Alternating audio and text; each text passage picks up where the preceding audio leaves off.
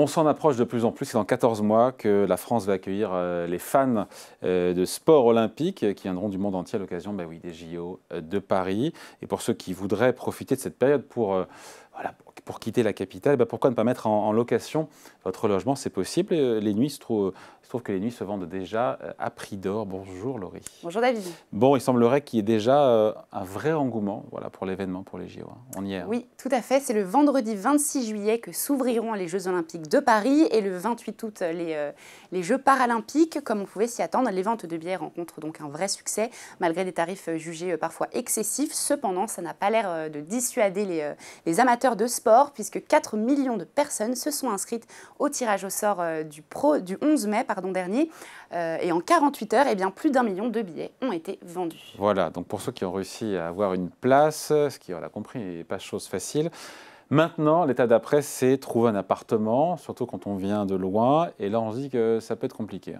Oui, la capitale française devrait accueillir 12 à 15 millions de visiteurs qui sont actuellement donc à la recherche d'un logement.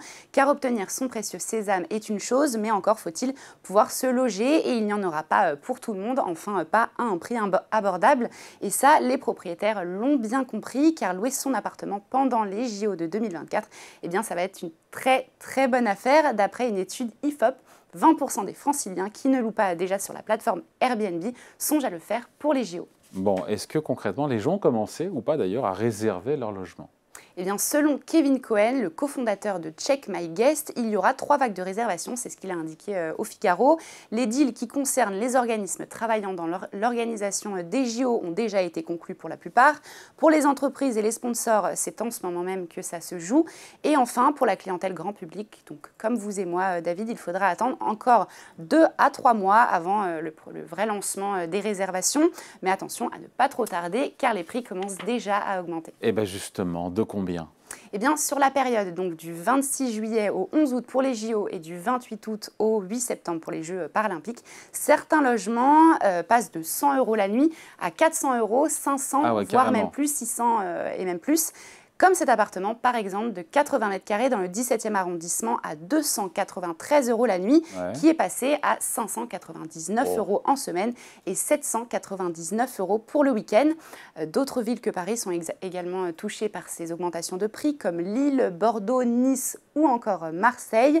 Mais là où certains restent assez raisonnables sur les prix, d'autres se sont un peu emballés, comme par exemple le propriétaire de cet appartement de 50 mètres carrés avec terrasse dans le 16e arrondissement de Paris, en location, tenez-vous bien, à 20 000 € la nuit, rien que ça. Et pour les 130 000... Je paye un palace à ce prix. Voilà, c'est ça, tout à fait.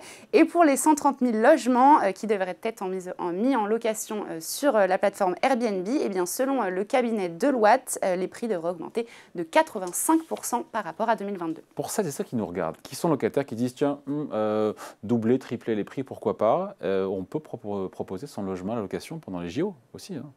Alors, en règle générale, David, la sous-location est une pratique interdite par la loi pour la résidence principale. Cependant, c'est possible si le propriétaire vous donne son accord écrit. Dans le cas contraire, attention à vous, car ce serait donc un motif de résiliation de votre bail. De plus, il ne pourra pas être proposé à n'importe quel prix. Si le propriétaire accepte, il ne peut dépasser le prix que vous payez déjà. Donc, pas possible d'en tirer un bénéfice, même pendant les Jeux Olympiques. Enfin, s'il s'agit d'un logement universitaire ou encore d'un logement social, il est interdit de le sous-louer pendant les JO. D'ailleurs, ces logements étudiants, est-ce qu'ils ne vont pas être réquisitionnés pendant les JO?